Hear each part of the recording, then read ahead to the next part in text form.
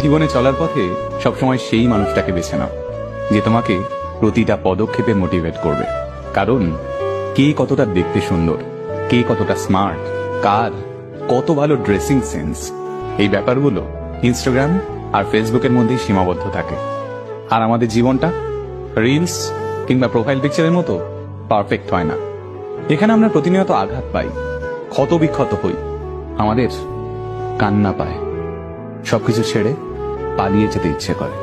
এই যন্ত্রণার মুহূর্তগুলোয় আমাদের এমন একটা মানুষের দরকার পড়ে যে আমাদের পাশে বসে আমাদের মাথায় হাত রেখে বলবে, কিচ্ছু হবে না, তুমি পারবে, আমার তোমার উপর বিশ্বাস আছে, তুমি ঠিক ঘুরে দাঁড়াবে। ব্যাস এটুকুই তো। তাই এইরকম একটা মানুষ খোঁজো, আর নিজেও এইরকম একটা ইন্সপায়ারিং মানুষ হওয়ার চেষ্টা করো।